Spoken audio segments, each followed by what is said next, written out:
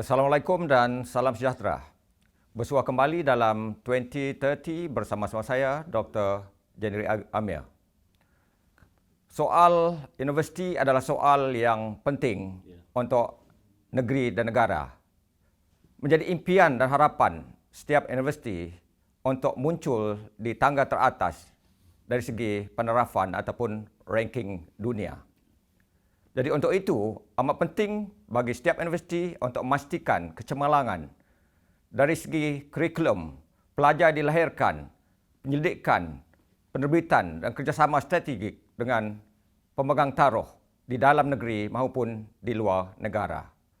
Jadi untuk berkatakan isu kepimpinan universiti, isu-isu universiti, apakah cabarannya, strategi yang dilakarkan untuk memastikan ia berada di tangga teratas dan juga untuk melakarkan nama di pesada dunia. Tetamu saya di studio kali ini adalah tidak lain tidak bukan Naib Chancellor UNIMAS, Profesor Datuk Dr. Muhammad Khadim Suhaidi. Saya amat bangga kali ini Profesor kerana dapat menampilkan Prof dalam rancangan 2030. Terima kasih. Ya. Jadi barangkali saya percaya bahawa sebagai seorang peneraju universiti, Naib Chancellor hampir 9 tahun ya. Berada di universiti, tentu ada detik-detik yang manis, detik-detik yang kurang manis. Barangkali Prof dapat kongsikan pengalaman secara ringkas terajui UNIMAS selama hampir 9 tahun. Okey, terima kasih. Satu sejarah bagi saya lah kerana pertama kali dipanggil di TBS dan saya betul turut merasa bangga kerana TBS adalah sebuah syarikat media kerajaan negeri Sarawak dan pertama kali di sini. Balik kepada UNIMAS, alhamdulillah saya dah 9 tahun di UNIMAS sebagai peneraju, tapi sebelum itu saya sebenarnya bermula sebagai pensyarah ataupun tenaga pengajar di Fakulti Kejuruteraan pada tahun 1994 dan saya juga menjadi dekan Fakulti Kejuruteraan selama 6 tahun sebelum saya berpindah ke tempat lain dan dipanggil semula oleh Kementerian Pendidikan Tinggi pada 2013 untuk meneraju UNIMAS sebagai Naib Chancellor. Sememangnya cabaran adalah sangat besar. Lebih-lebih lagi ketika itu UNIMAS agak keterbelakang sedikit dari segi reputasi dan juga jenamanya. Dan bermula dari situ saya mengambil tekad bersama dengan rakan-rakan. Of course ini adalah satu teamwork ataupun team effort. Dan kita mengambil tekad bahawa UNIMAS perlu memainkan peranan jauh lebih besar daripada apa yang telah dimainkan untuk membantu terutama sekali negeri Sarawak dan juga komuniti yang berada di Sarawak supaya keberadaan UNIMAS itu di Sarawak dapat dirasai oleh semua pihak, bukan setakat di Kota Semerahan, bukan setakat di Kuching tapi juga bukan jago kampung maksudnya. Bukan jaga kampung. Kita juga perlu dirasai kehadiran kita di Baklalan, di Bario, di Marudi, di Kapit, di Belaga dan seterusnya. Our presence juga dikenali di peringkat antarabangsa. Dan UNIMAS sebenarnya sudah boleh berbangga kerana mencapai satu tahap yang tinggi dari segi ranking dunia. Betul, Doktor.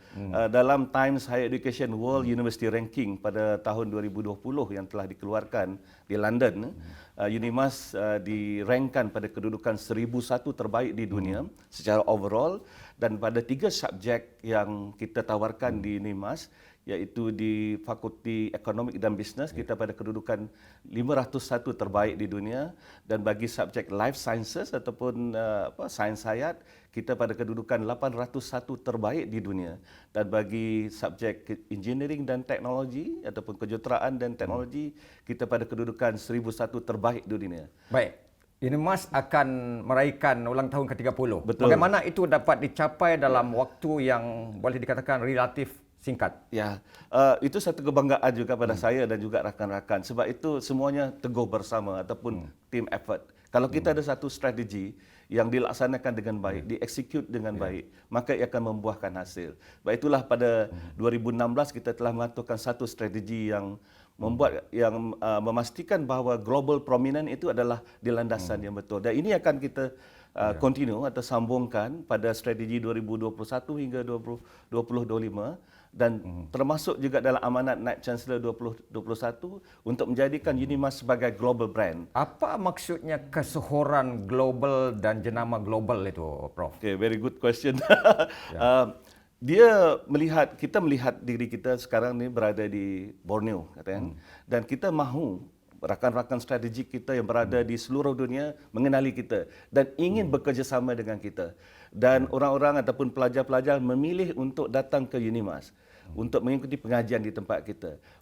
Para sarjana dan juga para kolaborator dan penyelidik di luar negara ingin bekerjasama dengan penyelidik kita untuk melaksanakan projek-projek dalam penyelidikan. So itu adalah salah satu global prominent. Kita mendapat pengiktirafan melalui program-program yang kita tawarkan, kita mendapat pengiktirafan dari segi grant-grant penyelidikan yang dikeluarkan oleh pihak dunia, bukannya di Malaysia saja. Ini kita telah lakukan for the past 3 years, 3 tahun yang lalu kita telah memperolehi banyak grant-grant penyelidikan di peringkat dunia. Malah di peringkat infectious disease pun kita dapat grant daripada United States. Itu satu kebanggaan kepada kita. Jadi maksudnya di sebalik kejayaan itu ialah manusianya ataupun stafnya. Dapat dihuraikan apakah nilai trust yang memungkinkan ini dapat dicapai? Ya.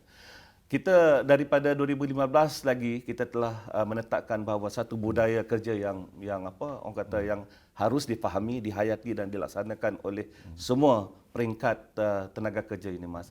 Tahun ini kita telah kita telah merangkakan satu nilai trust baru, iaitu setiap staf kita mesti ada integrity, of course, yang itu sangat penting. Kemudian kita ada tenacity, iaitu perseverance. Kita perlu ada collegiality, ya, sikap bekerjasama. Keserakanan, ya, collegiality, which is also teamwork. Dan beberapa perkara lain yang kita terapkan pada staf kita bahawa ini menjadi DNA kita, ini menjadi budaya kita. Sebab kalau tidak ada nilai trust yang baik seperti mana yang saya sebut tadi, susah untuk kita itu bukan suatu yang mudah, ya, kena menerajui sebuah universiti pusat pendidikan tinggi dengan 16,000 pelajar, 2,400 staf dengan pelbagai ideologi atau pelbagai sikap dan sebagainya.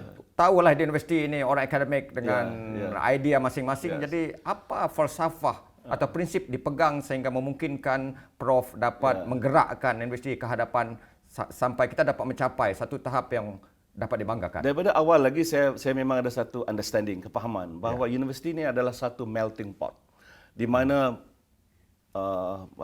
pelajar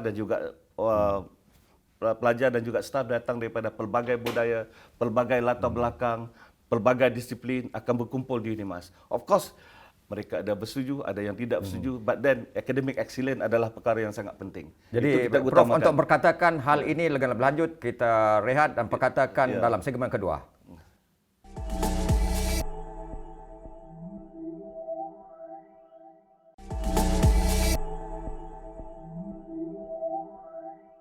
Pelajar amat penting dari segi dalam universiti, Prof. Betul. Jadi tadi saya ada menyebut statistik, angkanya 16,000. Dan saya difahamkan dah lulus sekitar 48,000. Ini satu jumlah yang sangat cukup besar. Bukan saja dalam negeri, tapi juga di luar negara, hampir di sekitar 50 negara, ya. Betul. Jadi yang paling penting di sini adalah apa langkah-langkah yang diambil untuk pastikan lulusan Unimas ini dapat berdiri sama tinggi dengan lulusan universiti tersohor di dunia. Salah satu perkara yang kami tekankan sangat di universiti kita di Unimas adalah aspek future graduates. Sebab graduate yang kita hasilkan sekarang, mereka perlu bekerja di masa hadapan. Dan kita mesti memastikan bahawa kurikulum yang kita sediakan kepada mereka juga adalah menepati keperluan di masa hadapan. Aspek IR 4.0, aspek teknologi dan sebagainya. Dan ini memang kita terapkan dalam kurikulum. Alhamdulillah setakat ini kita ada lebih kurang 16,000 pelajar seperti mana disebut tadi. Dan yang paling membanggakan saya jugalah kalau dengan rakan-rakan adalah kita ada 2,300 pelajar pasca siswaza, iaitu masters dan PhD. Satu angka yang besar, yang pada perkiraan saya boleh tahan besarlah, Doktor. Dan juga daripada itu ada hampir 400 orang pelajar antarabangsa datang daripada lebih 50 buah negara. Itu menunjukkan bahawa pengiktirafan pihak luar tentang program-program akademik yang kita tawarkan. Lanjutan daripada usaha untuk menjadikan Unimas sebagai jenama global. Contohnya, kita akan seterusnya akan memastikan bahawa program-program akademik kita diiktiraf oleh badan-badan pengiktirafan di luar negara. Bagaimana itu dilakukan? Kita akan bekerjasama dengan pihak, contohnya sekarang kita sedang berunding dengan pihak AUNQA, Asian University Network Quality Assurance. Selain daripada MQA sendiri, kita berunding dengan mereka. Kita akan juga berunding dengan badan-badan profesional di peringkat antarabangsa. Contohnya kita punya program accountancy sekarang diiktiraf oleh Institute of Chartered Accountant Scotland sebagai satu path kepada pengiktirafan sebagai chartered accountant. So this is apa-apa perkara-perkara yang kita lakukan memastikan bahawa apa yang kita lakukan di UNIMAS adalah diiktiraf dan diterima oleh pihak luar negara contohnya. Jaminan kualiti dari segi kurikulum itu amat penting. Sangat penting. Untuk memastikan pelajar itu betul-betul berkualiti. Betul. Setakat ini bagaimana sambutan masyarakat ataupun pasaran terhadap lulusan UNIMAS? Okey. Buat pertama kali dalam sejarah UNIMAS selepas 29 tahun ditubuhkan, graduate employability ataupun kebolehpasaran graduan UNIMAS pada tahun 2019 adalah 92%. Ini cukup tinggi ya? Sangat tinggi. Ya. Sebab melebihi apa dipanggil national average. National National adalah berapa? 85. Ditetapkan 85. So, diukur 6 bulan selepas Apa pelajar graduate. rahsia ataupun kualiti siswazah atau lulusan UNIMAS itu sampai memungkinkan UNIMAS itu dapat mencapai satu angka yang cukup tinggi? Kita memang merangkakan satu program yang sangat holistik. Kita bekerjasama dengan pihak jobstreet.com contohnya. Kita bekerjasama dengan pihak industri supaya pihak industri menasihati fakulti kita sebagai ahli lembaga pengajian. Mereka memberi input kepada kurikulum kita. Kita juga bekerjasama dengan pihak industri melalui internship dan latihan industri. So ini memungkinkan mereka diterima oleh pihak industri. Sebab sekarang ni is job creators rather than job seekers. Sebab job creators ni sangat penting untuk mereka menjadi entrepreneurs dan kita masukkan dalam kurikulum aspek entrepreneurship, aspek kesukarelawanan dan pelbagai perkara lagi yang kita masukkan dalam kurikulum supaya mereka bersedia di luar sana. Selain daripada aspek-aspek yang disebutkan oleh Prof itu, apa lagi kualiti penting harus ada, harus ditekankan oleh universiti UNIMAS khususnya? Of course, graduan kita mesti holistik. Dia boleh bekerja dengan sendiri ataupun bekerja dengan orang-orang ataupun komuniti di sekelilingnya. They have to be holistic. Sebab kita tidak mahu menghasilkan graduan yang akademiknya bagus tetapi sasiahnya tidak bagus. Itu yang sangat mengerisaukan kami kadang-kadang. Kita nakkan akademik dan sasiahnya adalah seiring. Nilai itu juga penting ya. Of course, ya. Yang itu yang kita memang tekankan kepada pelajar-pelajar kita. Jadi UNIMAS ini ada pelajar antarabangsa. Oh ya. Sekitar 50 negara. 52 negara. 52 negara. Betul. Apa langkah-langkah atau strategi seterusnya untuk memastikan jumlah pelajar di antarabangsa ini dapat ditingkatkan? Ya. Sekarang ni dalam keadaan yang kita hadapi sekarang, pandemik dan kita tidak mungkin pelajar boleh memasuki negara kita, kita telah mengubah strategi sedikit. Kita menggunakan teknologi sebab teknologi sekarang boleh digunakan untuk menawarkan program, untuk deliver program. Kita juga sedang merangkakan satu projek yang kita panggil UNIMAS Global High Impact Project. Itu apa itu? UGHIP kita panggil, yang mana kita ada 3 perkara yang akan kita lihat. UNIMAS sebagai global home, global home, global heartbeat dan juga global future. Kita juga akan menyediakan facilities teaching and learning di kampus yang mana boleh diinteraktkan dengan rakan-rakan kita di luar negara. Staf UNIMAS boleh memberi ceramah ataupun kuliah di UNIMAS tetapi diterima oleh beberapa rakan di seluruh dunia. Itu yang sedang kita lakukan menggunakan teknologi seperti mana dalam studio ini. Secara ringkas, apa sebab atau faktor yang menyebabkan pelajar antarabangsa ini memilih UNIMAS? Mungkin juga tentang lokasi kita. Saya rasa kita nak tekankan bahawa lokasi kita berada di Borneo ini, di mana Borneo adalah sebuah pulau yang kaya dengan biodiversity, yang mana tidak ada di tempat lain. So UNIMAS is where the heartbeat of biodiversity. So itu menjadi satu tarikan kepada ramai pelajar daripada luar negara untuk datang ke UNIMAS kerana keberadaan kita di Sarawak dan juga di Borneo. Apa untungnya dengan adanya kepelbagaian pelajar antarabangsa di pelbagai negara? Apa keuntungan kepada pelajar tempatan khususnya? Oh, sudah tentu sebab mereka boleh berinteraksi, belajar budaya pelajar daripada pelbagai negara. Pelajar daripada pelbagai negara juga belajar pelbagai budaya yang ada di Sarawak. Bukan satu budaya saja, pelbagai. So, kita ada lebih daripada 40 etnik group yang berada di Sarawak dan mereka berkumpul di UNIMAS. Itu yang saya sebut tadi tentang melting pot. Melting pot of culture, melting pot of ideas, melting pot of language, melting pot of music, yang mana menjadi minat kepada pelajar-pelajar. Sementara kita tekankan kedatangan pelajar antarabangsa ke Sarawak ke UNIMAS. Apa langkah untuk mendedahkan pelajar UNIMAS kepada dunia luar supaya mereka dapat meraih pengalaman luar yang lebih pelbagai? Kita menggalakkan pelajar kita dalam program mobility kita panggil, di mana pelajar kita digalakkan untuk spend satu semester di universiti di mana kita ada perjanjian ataupun rakan universiti kita. Kita telah mengantar pelajar ke Korea, ke China, ke Jepun, ke Australia, malah ke England dan juga ke Germany. Jadi maksudnya ke pelbagai negara dan untuk memperkatakan soal ini, soal pelajar dan seterusnya soal penyelidikan penerbitan, kita rehat untuk seketika, Prof.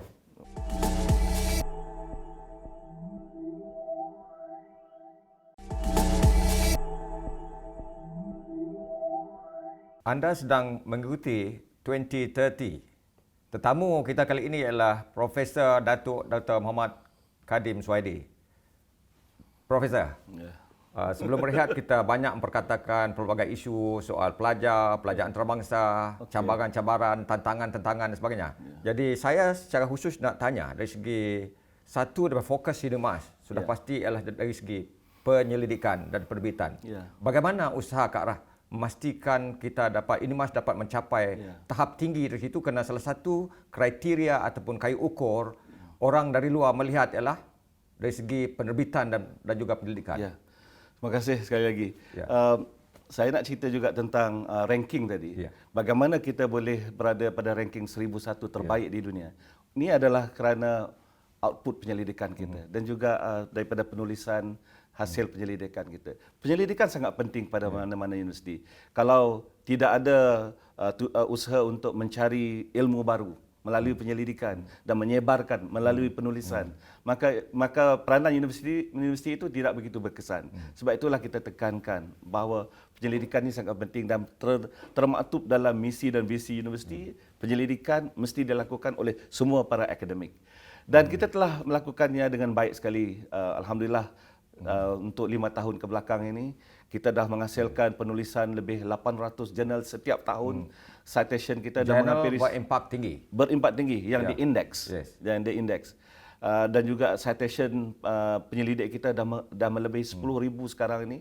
Alhamdulillah. Dan itu yang diukur oleh pihak Times Higher Education World University Ranking. Mengapa pentingnya pensyarah atau penyelidik UNIMAS ini memastikan mereka dapat menerbitkan karya atau hasil penelitian mereka dalam jurnal terbabit? Penulisan yang ditulis, macam Dr. Juneri sendiri selalu menulis di newspaper dan juga di warkah dan sebagainya. Selain daripada itu, media yang paling berkesan untuk kita menyebarluaskan ilmu yang kita janakan di universiti adalah melalui penulisan dalam jurnal berindeks, supaya ianya menjadi manfaat kepada penyelidik lain, menjadi manfaat kepada rakan kita, dapat mereka membaca dan meneliti apa yang telah kita hasilkan, dan itu akan menimbulkan apa yang dipanggil citation. Dan kalau ada orang merujuk kepada penulisan kita dalam jurnal berimpak ataupun jurnal berindeks, maka itu adalah satu pengiktirafan kepada universiti kita. Sebab itulah kita tekankan sangat kepada pensyarah kita dan juga pelajar postgraduate, mereka mesti menghasilkan jurnal yang diterbitkan dalam jurnal berimpak. Tetapi saya difahamkan pensyarah menerbitkan karya mereka dalam jurnal yang diistilahkan sebagai jurnal pemangsa. Ini satu perkara yang menjadi popular 2 minggu lepas sebab ada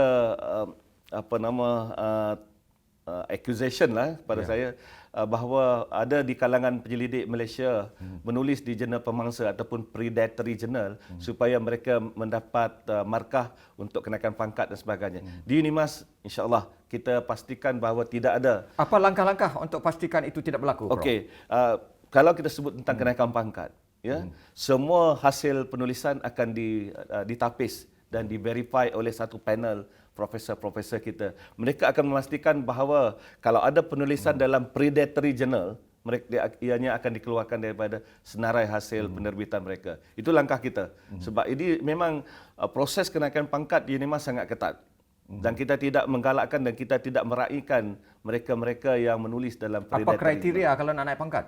Ada 5 kriteria, Dr. January. Pertamanya adalah teaching and learning, pengajaran dan pembelajaran. Keduanya adalah penyelidikan, berapa grant yang diperolehi. Ada juga penyeliaan pelajar postgraduate, di peringkat postgraduate, bukan di peringkat Dia harus menghasilkan pelajar Masters, sarjana dan PhD. dan PhD.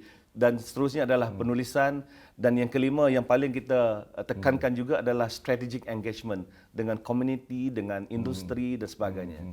Sebabnya kalau hasil penyelidikan tinggal tidak dimakmal sahaja, ianya tidak dimanfaatkan oleh pihak yang memerlukan, maka ianya menjadi satu perkara yang sia-sia selain daripada penulisan saja. So kita nakkan produk penyelidikan kita dibawa ke pasaran. Sebab itulah for the last 5 years, 5 tahun ke belakang, kita telah menghasilkan 45 produk yang dikomersialkan oleh penyelidik kita. Satu angka yang sangat besar. Ya. Ada hasil geran yang saya fikir besar daripada industri dan sebagainya. Industri, daripada kementerian, daripada kerajaan, dan kebelakangan ini kita bekerjasama rapat dan erat dengan Kerajaan Negeri Sarawak. Mereka telah memberi kita geran penyelidikan melalui apa yang kita panggil contract research. So itu satu pengiktirafan kepada penyelidik ini Mas juga.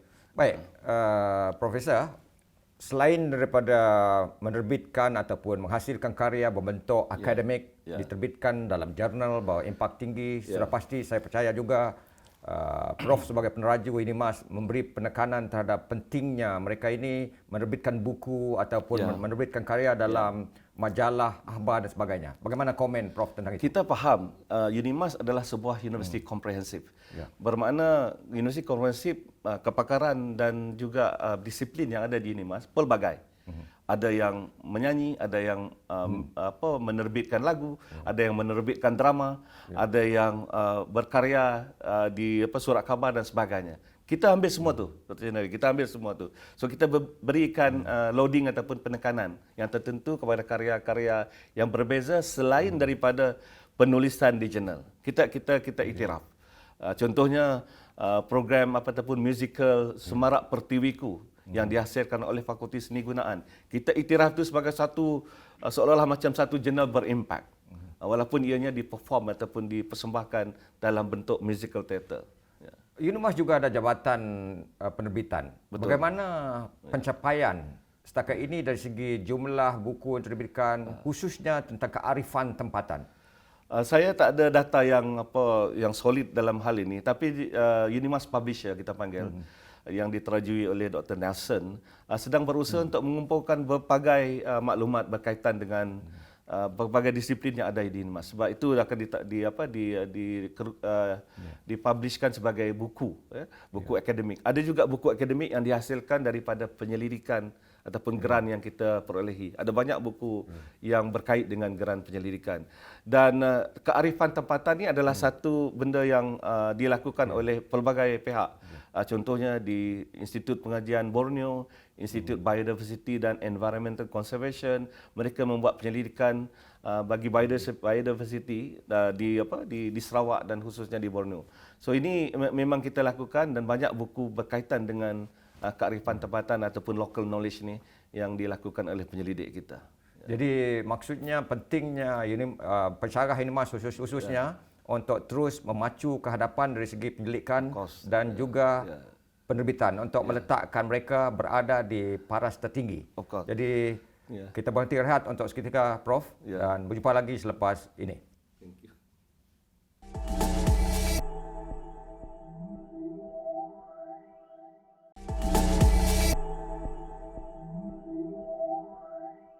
Sebagai universiti yang terletak di Sarawak dan di Pulau Borneo, sudah pasti UNIMAS tidak hanya memberi fokus terhadap kedudukannya di peringkat global ataupun antarabangsa. Jadi Prof, apa sumbangan UNIMAS terhadap komuniti lokal, komuniti di negeri Sarawak dan juga di peringkat nasional? Oh, terima kasih kerana membangkitkan perkara itu.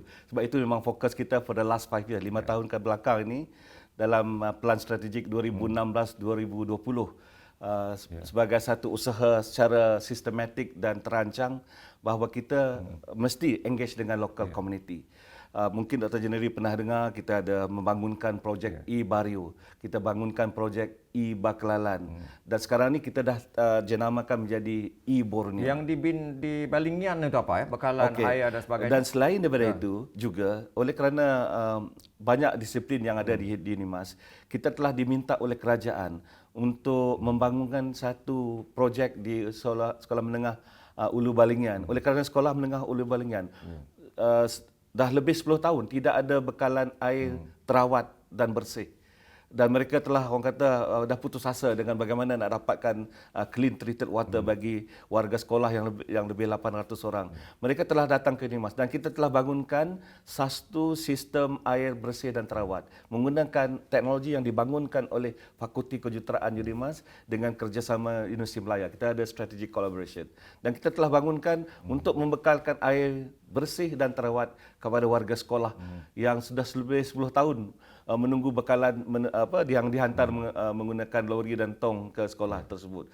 Dan oleh kerana kejayaan projek ini, Kementerian Pendidikan Malaysia telah pun memberi kita lebih 11 projek lain untuk dibangunkan di 11 buah sekolah di pedalaman dan di interior di luar Sarawak. Ya. Jadi mengikut laporan akhbar yang saya baru baca, Prof baru membuat kunjungan terhadap Ketua Menteri Sarawak. Ya, betul.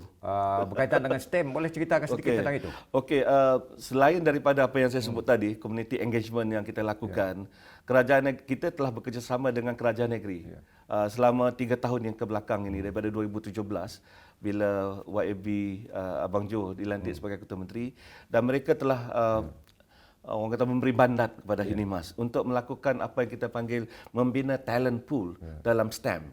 Dan kita sedia maklum, bilangan pelajar yang mengikuti STEM di Sarawak sangat rendah.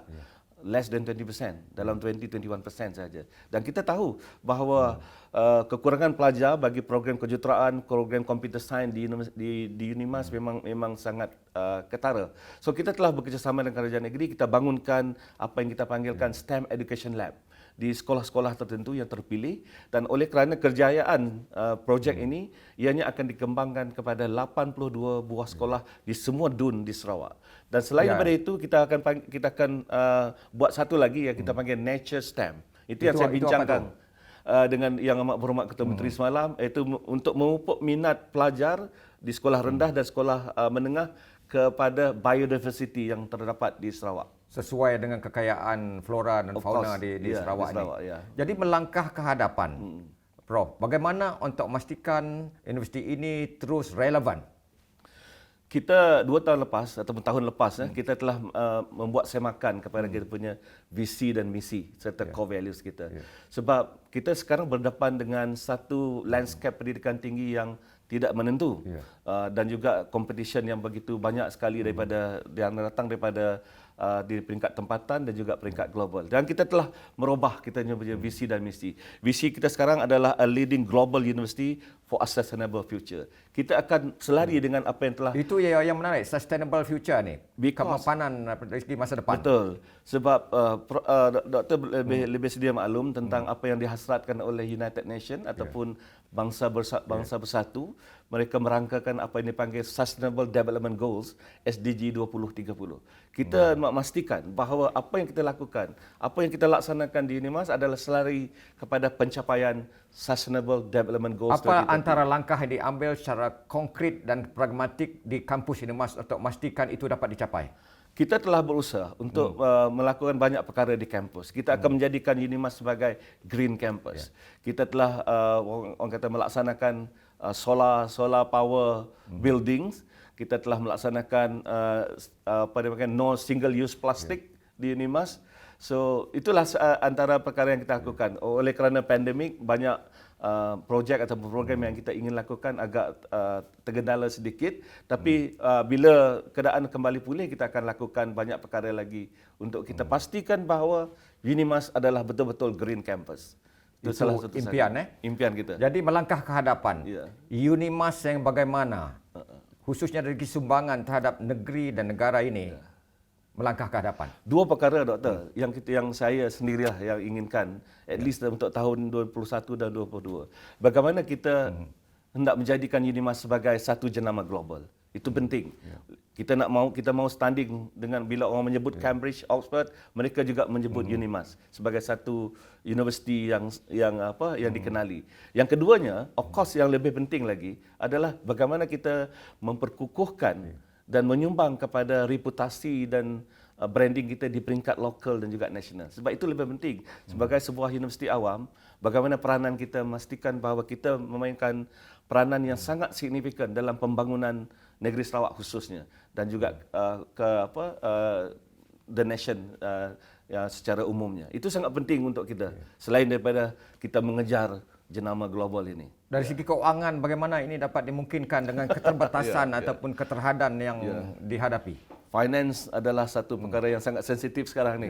Kita pun sedia maklum, keadaan ekonomi semasa negara dan juga dunia tidak memungkinkan kerajaan untuk menyalurkan peruntukan yang kita mahu.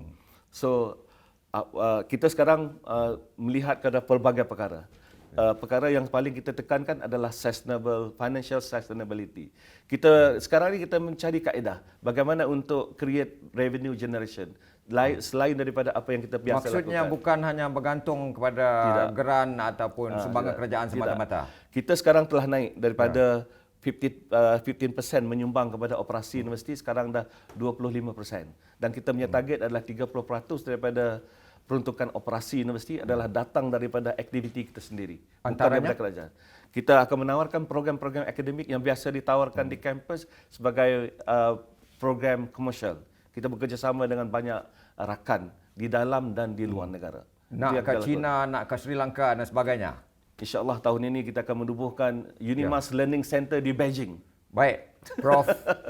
Masa begitu suntuk, Prof telah berkaitan kepada isu berkaitan dengan pentingnya menerajui universiti dengan cara yang berwawasan dan sebagainya. Terima kasih kerana sudi hadir dalam 2030. Jadi sebagai sebuah universiti yang meletakkan dirinya berada di persada dunia, UNIMAS harus kita banggakan sebagai rakyat Sarawak, rakyat Malaysia, kerana menuju ke hadapan, satu-satunya langkah untuk memastikan universiti ini terus berada di persada dunia ialah dengan kecemerlangan dari segi kurikulum, dari segi pelajar dikeluarkan, dari segi penyelidikan dan perbitan, dari segi kerjasama strategik dan sebagainya. Dengan itu, sekian saja. Jumpa lagi minggu depan.